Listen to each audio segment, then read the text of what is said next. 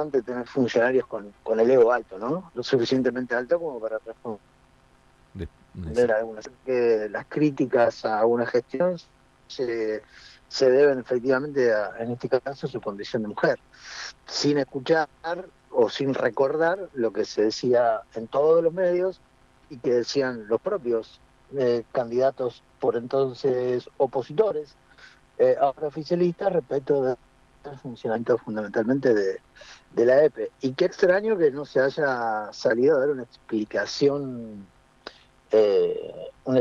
estructural de parte de los funcionarios.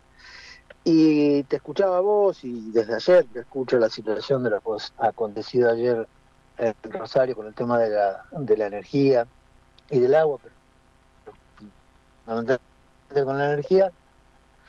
Y yo ahora, casi las 9 de la mañana del día siguiente, no se dio una explicación que queda para nosotros, los que vivimos en los pueblos, que en el caso nuestro aquí en General Lagos, tenemos una situación recurrente que, por ejemplo, hace de una semana que todos los días, durante una o dos veces en el día, se corta la energía, Ujú. llegando al récord el día eh, sábado, de 6 cortes. Epa. Con eso te digo todo. Entonces, me parece que eh, falta más humildad, en principio. Después habrá que ver las condiciones técnicas de los funcionarios del área como para no poder informar qué pasó ayer. Sería sano, ¿no? Que efectivamente se informe. Y si no gustan las críticas, bueno, mi hija, diría mi abuela, dedíquese a otra cosa, porque está en un lugar específico de una gestión de áreas sensibles, calientes, donde efectivamente el usuario tiene derecho por lo pronto a que le digan qué pasó, Ujú. independientemente que a veces uno puede ser comprensivo y entender algunas cuestiones. Y sobre todo, cuando uno se entera de que hay en estos momentos, desde la que comenzó la gestión Puyaro, una gestión, un cuestionamiento constante, algunos trabajadores ya lo toman como una especie de persecución al día a día en la empresa, y digo, cuando aparecen estos cortes así, la respuesta no aparece. Digo, sería bueno que además, en todo caso, si le parece funcional eso de perseguir a los trabajadores o de presionarlos, estaría bueno también que se autopresionaran y dieran las respuestas adecuadas a este tipo de situaciones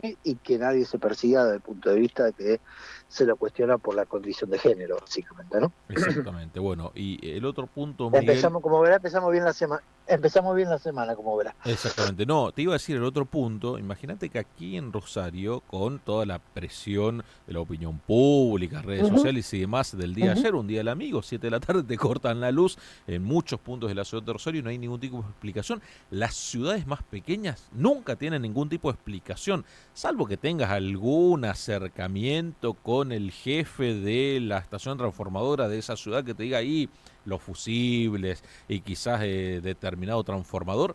Después jamás hay ningún tipo de No, respuestas a lo largo no. y ancho de la provincia. Mira, en el caso nuestro de acá, de la localidad de acá, la comunicación es estrictamente informal de parte de un medio de comunicación que reporta noticias locales y que obviamente tiene el teléfono de las autoridades del área y que a veces titula de una manera que uno dice no puede ser desde el punto de vista de lo que le informan, que están viendo qué pasó, que ya van a ver dónde. Si alguna vez pasó esto perdón por la autorreferencia, pero una vez pasó que preguntaban públicamente en la página si alguien había escuchado dónde era el problema, porque se temía que había sido una explosión de un transformador.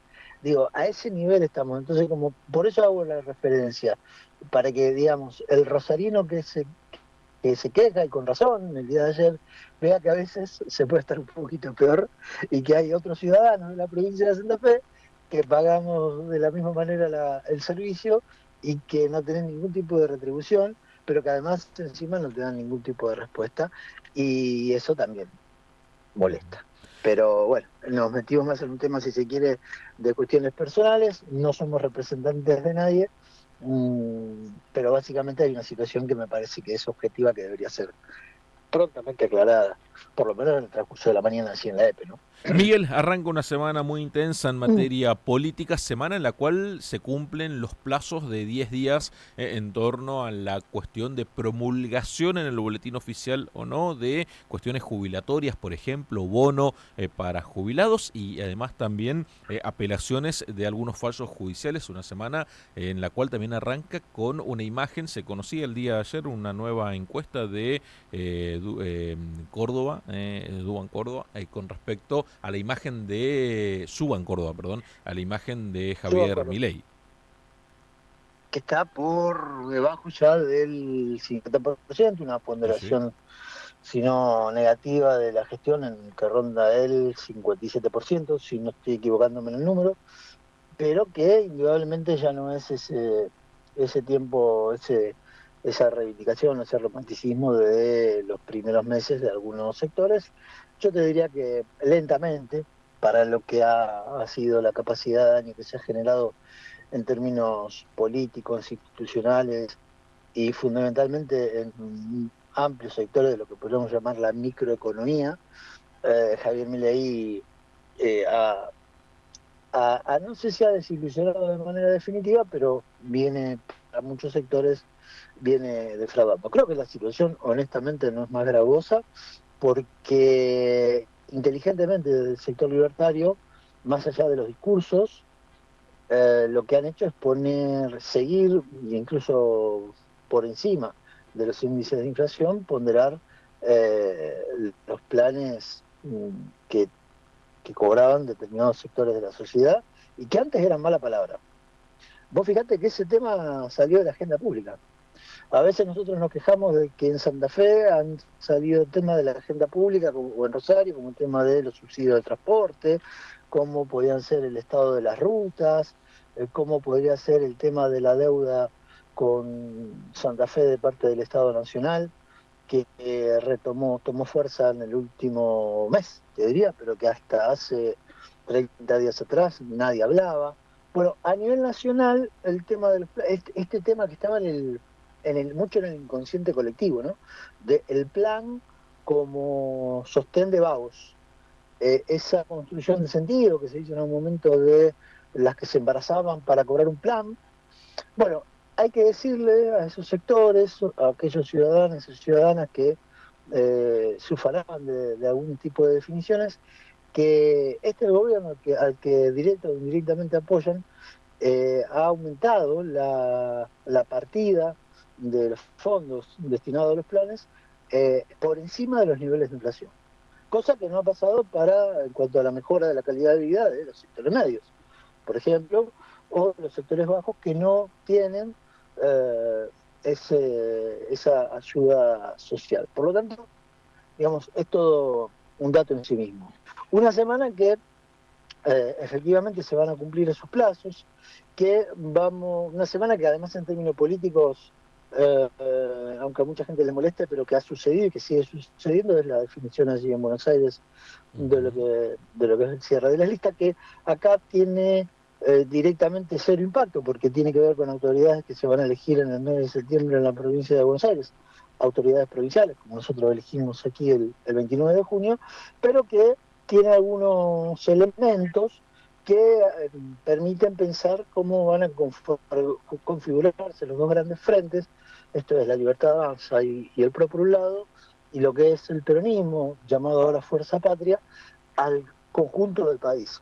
Allí hubo efectivamente dos grandes características en cada uno, en lo que es la Libertad Avanza se comió, subsumió directamente el PRO dentro del mundo violeta, con el reparto de algunos cargos estratégicos, si se quiere, algunas candidaturas estratégicas, pero que indudablemente se ha fagocitado el oficialismo al ex partido, o el partido que conducía Mauricio Macri. Digo conducía porque estaba bastante desdibujada la figura del expresidente. En el medio no estuvieron exentos de cuestionar de una interna muy fuerte. Habrá que ver lo que venga vía redes por estas horas o en los días venideros, porque dejaron afuera todo el troleaje, con toda esa serie de energúmenos mentales y digitales como el Gordo Dan y demás,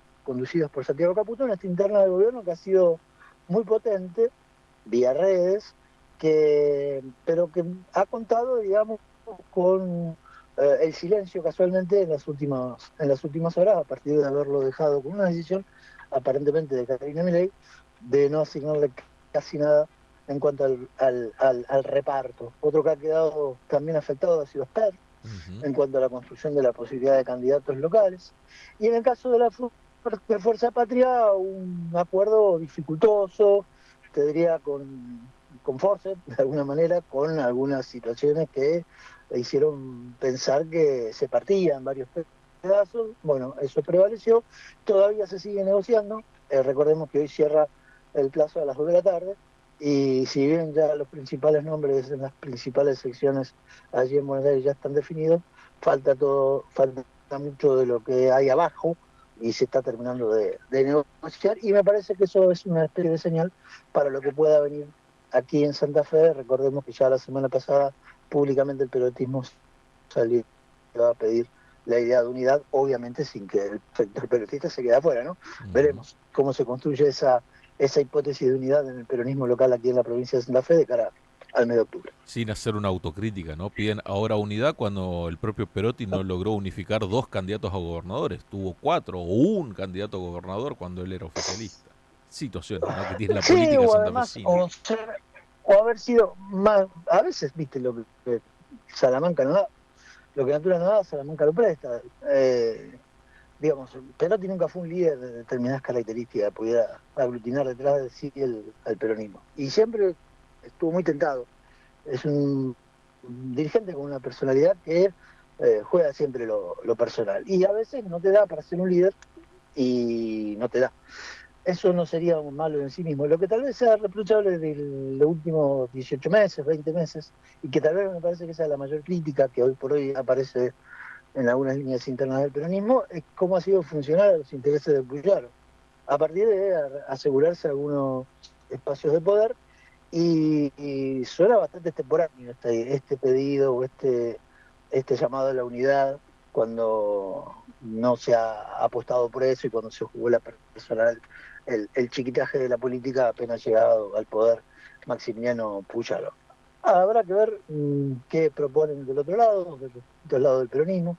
Creo que hay una idea, un concepto de unidad que va a prevalecer desde el punto de vista de la necesidad de la potencia, por un lado, de lo que expresa Javier Milei, y también, obviamente, lo que expresa Maximiliano Puyaro para los intereses del peronismo. Veremos cómo se va construyendo eso. Falta mucho para eso, aunque no falta tanto, y aunque probablemente a muchos de nuestros oyentes no le interese. El detalle de la semana, insisto, me parece que habrá que empezar a prestar atención a lo que puede ser la cuestión de los vetos o no, cómo se estructura la relación con los gobernadores, a qué gobernadores seducen y a qué costo, para que efectivamente aquel logro de los 80 y pico de legisladores convertidos en héroes, a los cuales se les invitó a un asado, se terminen convirtiendo en una realidad que le permita al gobierno volver a imponer o mantener una serie de vetos con una serie de leyes que le han sido efectivamente muy contrarias a sus intereses. Miguel, muchísimas gracias por estos minutos. Julián, te mando un abrazo. Hasta mañana. Muy, pero muy buenos días. Se pasaba el análisis político de Fundamentar de la mano del licenciado Miguel Hernández.